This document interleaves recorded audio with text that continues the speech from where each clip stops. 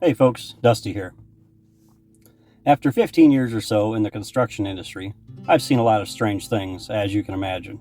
Some things are due to lack of maintenance, some are due to improper installation or untrained installers, and some are simply due to nothing more than poor design. You always hear horror stories about crappy workmanship and poor installation, so we're going to focus on problems with poor design today. Design is one of those things that a lot of people think they can do, but that's not necessarily the case. Whether it is whole home design, kitchen design, a remodel, the end result has to be based on more than just aesthetics.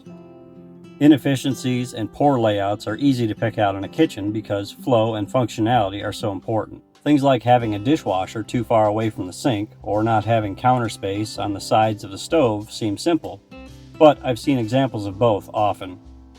You may have heard about the kitchen layout triangle that shows how the stove, sink, and refrigerator all should be placed in relation to one another. But with open concept designs and kitchens growing in size, following this rule can sometimes be challenging. But that doesn't mean that we have to resort to designs that are undesirable. The primary focus of a kitchen design should start with the sink and appliances. Then you can plan the locations of those based on the workflow of the kitchen and the owner's lifestyle. If the homeowner does a lot of baking, for example, workspace and counter space will be key. If the homeowners do more entertaining than cooking, then focus should be on making the space inviting to friends and open the conversation. By considering your lifestyle from the beginning, a good designer should be able to give you at least a couple of design options that work well with your lifestyle.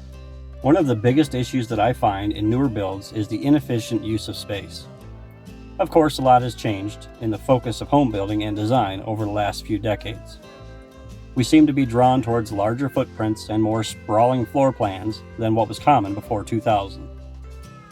Part of me wonders if it is just because so many people charge by the square foot, but I don't know that to be true. But we, both designers and clients, are also influenced by the latest trends and predictions of what is going to be popular in the coming year. This includes everything from paint colors to appliances, countertops and tile, cabinetry, flooring, and drawer pulls. All of this suggestive marketing is pushed on us on social media, TV, home shows, and conventions through push notifications and don't miss this new must-have emails. And it's all just that, sales and marketing. Not that sales and marketing are bad. In fact, they are two of the most important aspects of any business. My point is that everything is trending bigger. Larger stoves and refrigerators, bigger islands, and more storage. As a guy that specializes in custom cabinet design and sales, getting the most storage in cabinetry and pantry space in a design is one of my biggest goals. But all of that stuff comes at a cost. Whole house designs seem to be getting more out of touch with the effective use of space, in my opinion. One design I saw recently had a toilet room, or water closet, as part of the main three-piece bath. That's a little strange in itself, but the size of the toilet space is what really threw me for a loop. It was over 30 square feet and had nothing in it but a toilet, over 3 feet wide and almost 10 feet long. The room had a 7-foot corridor in front of the toilet. Completely wasted space. Had the designer moved the door closer to the tub, or moved the toilet closer to the other end of the room, a hall closet could have been added, and both spaces could have been more than ample for their purpose. Fortunately, I caught this awful layout and brought it up to my client before the framing was getting started, and we remedied the situation after I proposed a much better layout with a much more reasonable use of the space. I also redesigned the entrance into the bedroom, which more than doubled the size of the pantry and improved overall flow in the process. Of course, every designer is different. Some are just starting out and beginning to learn the ropes, and will be getting better at what they do over time. Perhaps this was one of those cases. I think one of the biggest advantages that I bring with me when it comes to design is all of my years of experience working in the field. A lot of the renovation work I've done over the years has been a one-man show, meaning that there was not a designer or an architect involved in the process. That left a lot of the planning phase and detail configuration up to me, so I had to make the best use of the space for the most reasonable amount of materials and time spent on the job. By having that experience to rely on, I can plan projects from the beginning more effectively and efficiently. And I'm not knocking anyone who has not had that work experience as part of their arsenal. I'm just saying that having it offers me the equivalent of having a professional contractor on call at all times for any feedback or suggestions during the design phase. One thing I don't have is a formal education when it comes to design or architecture, but I don't think of that as a disadvantage at all. The harsh reality of this stuff really hits you in the wallet. Any form of wasted space or unusable space, unnecessary walls, doors, or corners just adds more time and materials to the build. And guess who pays for it? Yeah, you do. A lot of newer designs tend to have a lot of switchback corners and exterior wall offsets. These look great. They're a fantastic way to break up a long wall or roof line and give curb appeal a boost. They make a great place to change the siding type or color and give the overall project more depth and architectural appeal.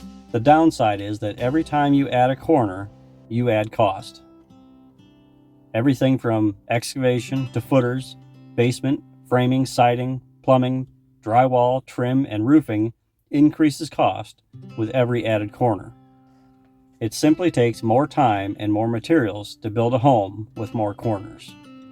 Not only that, but every time you add another roof plane, you increase the opportunities for a leak to occur, especially in valleys. This is compounded in colder climates when you factor in snow accumulation on rooftops. If you're looking for efficiency in a build, you get the most bang for your buck with a simple design. And what's the best way to capitalize on the square footage while keeping costs low? The answer is one simple design trick that a lot of people overlook. But that's a subject for a different video. To wrap up on this one, here's a quick recap. The first item of importance is getting rid of wasted space. Seriously, does your master bedroom really need to be 750 square feet? Look at different ways to reconfigure bathrooms. Do your plans give you optimal flow paths in your most commonly used spaces? Also, consider how many corners you have to go around throughout your day. Consider moving furniture throughout your home too. Can you get a queen-size bed up the stairs and into each bedroom? How are you going to use all that floor space in your master bathroom? Also, remember that you will need to heat and cool every square foot of your home once it is built. And we all know how heating and electric costs are going. If you don't have any plans yet, check with 2 or 3 designers or architects and see how they feel about these questions you have. Some architects and designers will be better suited when it comes to 5,000 to 6,000 plus square foot homes, and some will tend to stick with more simple and efficient homes. Another consideration is that many of these larger homes will need multiple furnaces and AC units, which of course adds more expense up front as well as every month down the road. And designing efficiencies into the build go beyond just the layout and design. Using the proper materials to build and insulate your home will go a long way as well. And these investments into the products you build with will either haunt you or benefit you for years to come. Did you know that by choosing the right building products can reduce the cost of your HVAC purchase and installation by up to 40%? That is immediate savings, not to mention reducing your energy costs over time as well. So, not only have you learned that design can affect your bottom line, you've learned that there are in fact better ways to build your home. We've also talked about finding the right designer for your needs, and we've talked about how beneficial it is when the designer that you choose has a background in construction. All good things to have in your arsenal when it comes to building your dream home. If you like what you've learned today, let me know in the comments, and check out some more of my videos in the playlist for construction and design. To stay in the loop for future content, make sure you subscribe. I'm looking forward to hearing your thoughts. Thanks for watching. As always, folks, take the trip and enjoy the ride.